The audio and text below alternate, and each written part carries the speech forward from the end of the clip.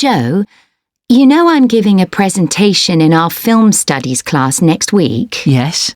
Well, could we discuss it? I could do with getting someone else's opinion. Of course, Katie. What are you going to talk about? It's about film adaptations of Shakespeare's plays.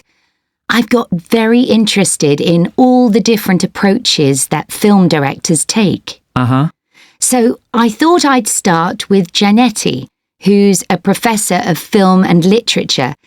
And in one of his books, he came up with a straightforward classification of film adaptations based on how faithful they are to the original plays and novels. Right. I've already made some notes on that, so I just need to sort those out before the presentation. I thought that next I'd ask the class to come up with the worst examples of Shakespeare adaptations that they've seen, and to say why.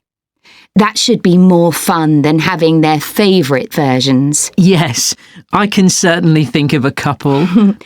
Right. Next, I want to talk about Rachel Malco. I came across something on the internet about her work on film adaptations, and I was thinking of showing some film clips to illustrate her ideas. Will you have enough time, though, both to prepare and during the presentation? After all, I doubt if you'll be able to find all the clips you want. Perhaps you're right.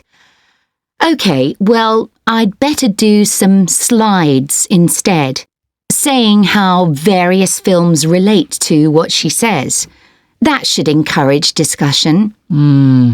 Next, I want to say something about how plays may be chosen for adaptation because they're concerned with issues of the time when the film is made. You mean things like patriotism or the role of government? Exactly.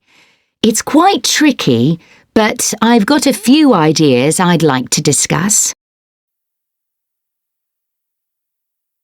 And finally, I want to talk about a few adaptations that I think illustrate a range of approaches and make some comments on them. Do you know the Japanese film Ran? I haven't seen it. It was based on Shakespeare's King Lear, wasn't it? That's right. It was a very loose adaptation, using the same situation and story, but moving it to 16th century Japan instead of 16th century Britain.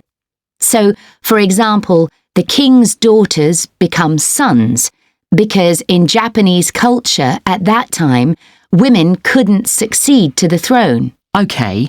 I hope you're going to talk about the 1993 film of Much Ado About Nothing.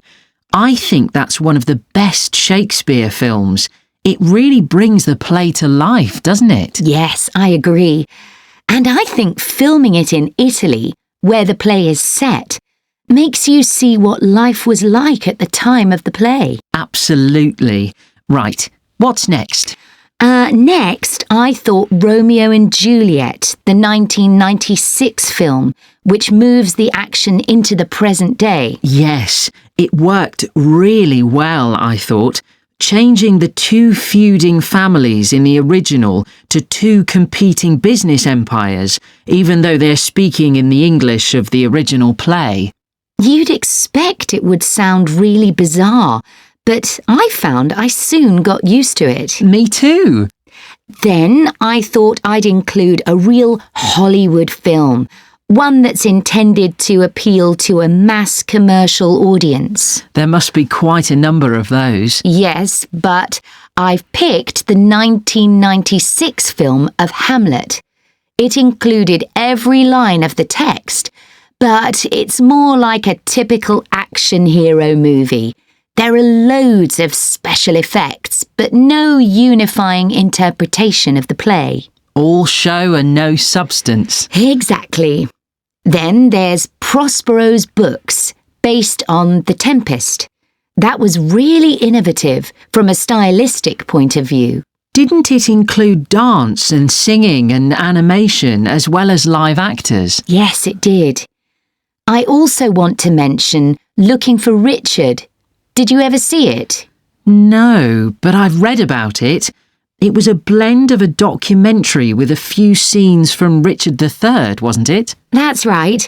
It's more a way of looking into how people nowadays connect with the playwright. The play is really just the starting point. And that'll be where I finish. Well, it sounds as though it'll be very interesting.